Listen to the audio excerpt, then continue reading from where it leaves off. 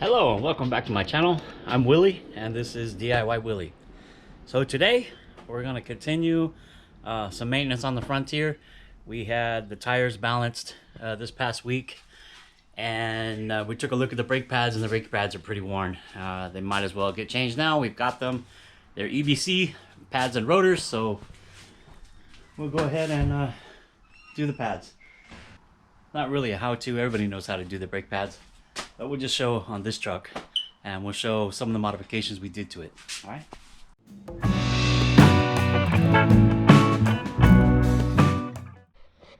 So first step, when you're going to lift the front of a vehicle up, it could be when you lift the back of the vehicle up too, it just doesn't matter, but you always want to put blocks or some kind of chalk behind the wheels. So because we're lifting the front, we've got a chalk behind the rear wheel on both sides. Never just trust the emergency brake. I always want to put some stops behind the wheels.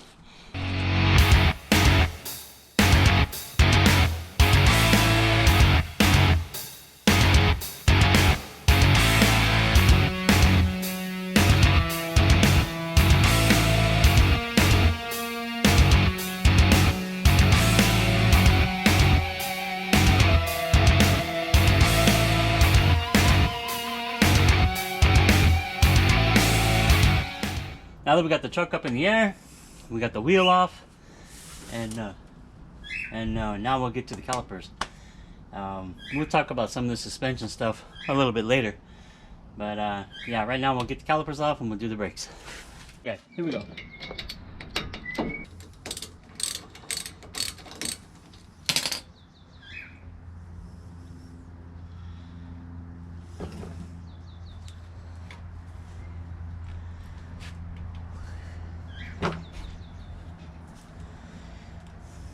Okay, now that's one of the ways, quite a bit of tension there, but that's one of the ways that you can do that to get to your pads. I'm going, however, going to go ahead and take it all the way off, yeah, but let's go ahead and get the caliper off.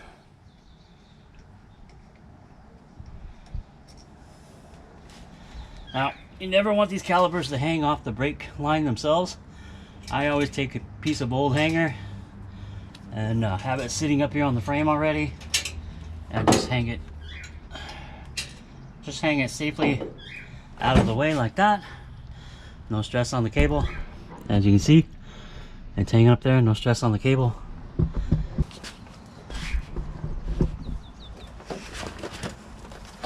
Now we use EBC pads and rotors on this truck. The rotors are really good shape. There's no problem with them whatsoever. They're slotted and dimpled for cooling, and these brakes since the beginning have worked flawlessly. This is the Greenstuff pads, more than sufficient for this light truck. It stops great, and we never had any issues with it. Never had any issues with the pads. So go ahead and put these on. Oh, first let's look. You know, they give you some stickers and such. You got the grease that goes here on the pads, and you got the new pads. Now normally I would go ahead and replace the hardware too. I would buy the hardware kit and the pad, but we just got the pads this time because the hardware we did last time, and I'll just clean it up and grease it, make it good again.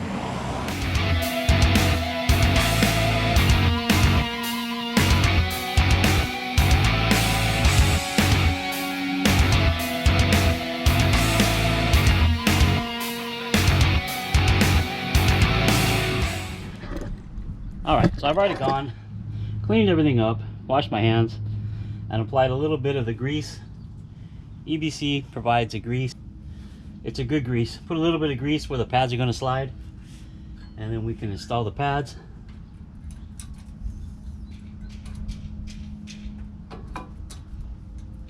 Like that. Inside one.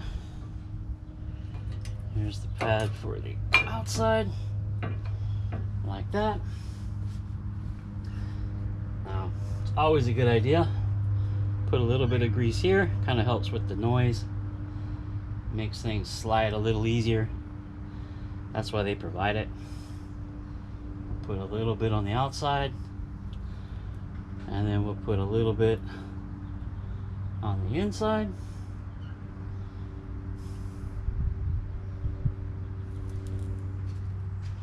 Yeah, just like that. Here's an example of when I took the pad off.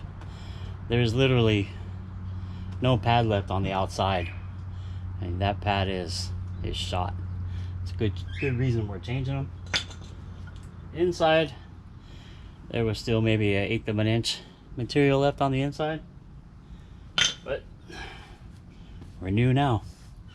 Now let me get the C-clamp, and we'll do the caliper next. Now for the caliper, we're just gonna take it, get this C-clamp down. It's kind of one of those things where you need more hands, right? It's kind of one of those things where you need more hands, but we'll just make do with what we got. I'll take caliper, and we'll take the, see, that's what I'm talking about. You need more hands. That's a heavy caliper, man. Gotta open the clamp up a little bit more. Okay.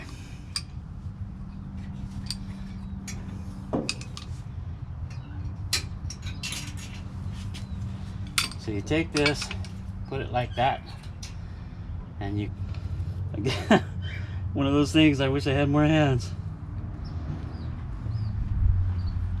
We're just gonna push the piston back up where it belongs. Keep an eye on the other one. They do share the reservoir, and you can push it back out. Now I used to do this. I used to remove the bleeding screw and loosen it up, and as you would push the pistons in, the fluid would come out, and you try to capture the fluid. You're not going to reuse it, of course, but you capture it so it's not going all over the floor, and then you can push the pistons up, and it won't push the other one out because there's a place for the fluid to go besides back up to the master cylinder. And that's good for a couple of reasons. One is you're changing the fluid. You know, you're getting rid of some of that old fluid that's in there, the brake fluid. Oh, I went too far. And you're gonna have to put new fluid in. And you just gotta make sure that you're keeping an eye on it. Now when you watch when I do this, the other piston may pop back out a little bit, so I just gotta do it slowly so that the fluid can make its way back up to the master cylinder. Try to have it center and push. And if you watch, this one may pop back out because they share a reservoir, so it may not. Oh, it is a little bit. There's my rag. It's pretty dirty. There we go. We'll push it back in. Now this one we're going to go ahead and bottom out. I call it bottoming out, but it's pushing the piston all the way back in. They seem to work just fine. Like that. And then we'll go ahead and push the other one in just that little bit more.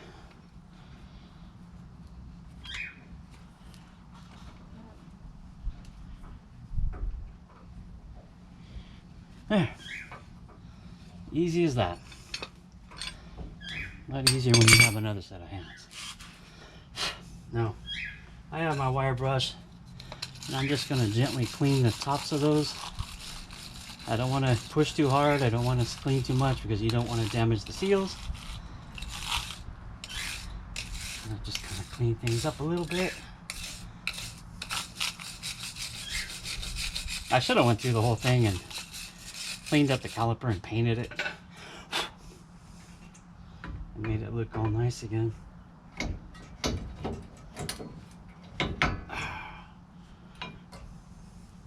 what do I do with those bolts?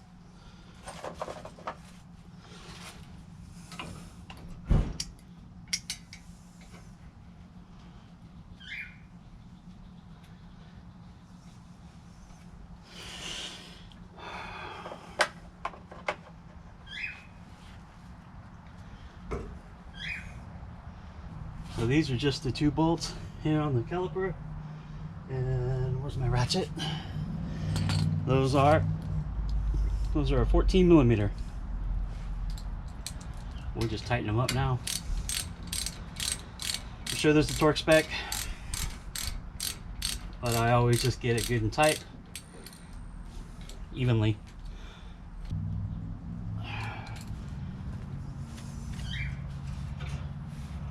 Take my wire out that holds the caliper, and we're good. That's changing the pads on a 2008. Well, actually it's 2005, I think, to 2013, I think is the year, or maybe 15 was the year. I think so. 2005, the whole 2nd generation Frontier, basically. So yeah, I'll go ahead and put this back together and do the other side. All right.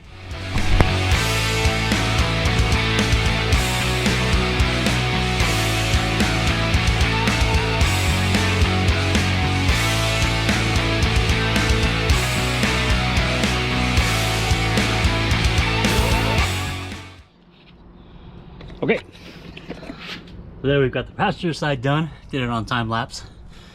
Yeah, it looks good. Well, we'll put it all back together, get it on the ground, and we'll pop the hood and check the brake fluid. So once you get it back, the tires back on, and your car or truck back on the ground like that, then you want to go through and torque the lug nuts to about, well, different cars are different torque specifications. I used to go between 80 and 100 foot-pounds. I'll probably go about 90 foot-pounds on these right here. And then after 100 miles, you'd want to go and retorque them again. All right?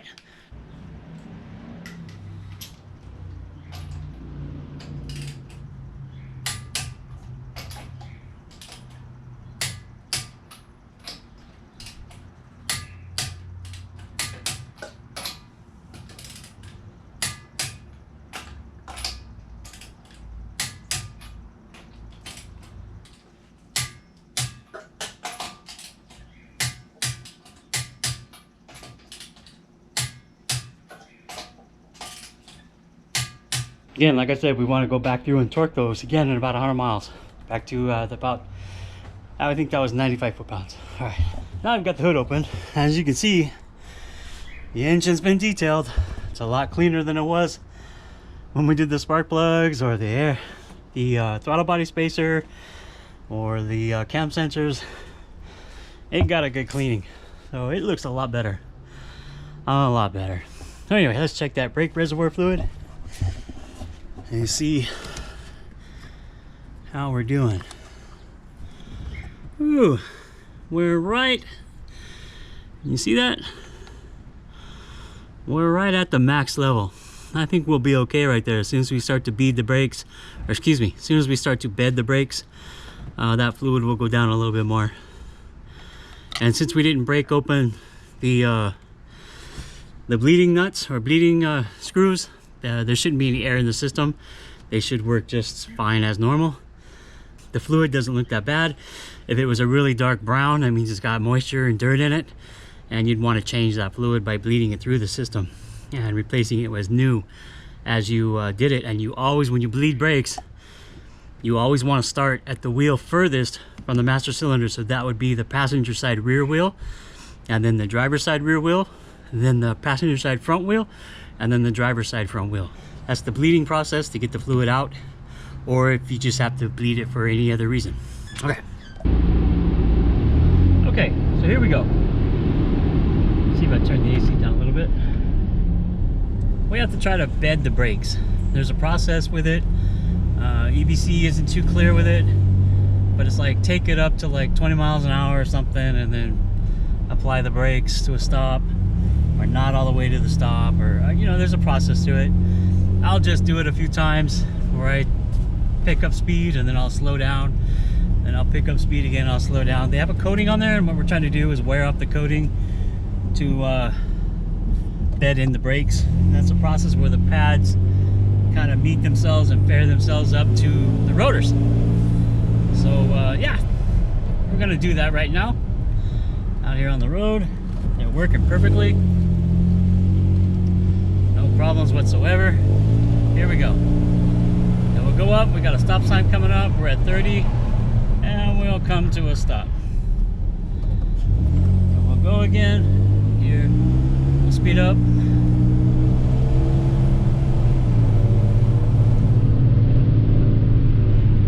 And we'll come to another stop. Now the pedal's getting a little more firm each time I do that. That's good.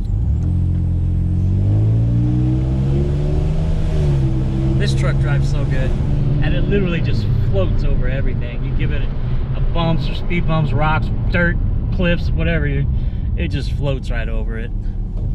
All right, here we go. That was another stop. We'll get a little faster this time. Excuse the wind noise. If you're hearing the wind noise, you have the windows down. I'll roll them up right now. And we come to another stop. Brakes feel fantastic. Yeah. And we'll go ahead and we'll check the torque again just one more time when we get back to the house. Yeah, I gotta turn the air back up. It's hot today. There you go. See, get the windows up. There we go. They feel good. So I think that's it for the brake job. It feels really good. We'll give it a little kick in the butt. I don't know if you can hear that, but that intake and the throttle body spacer, this thing will get up and scoot, man. I love driving this truck too. Just love to see it out in the desert when it's kicking up through the trails and throwing up its roosters. It's fun, man. All right, here we go. We're back home, and we'll end this video here. Thanks for watching.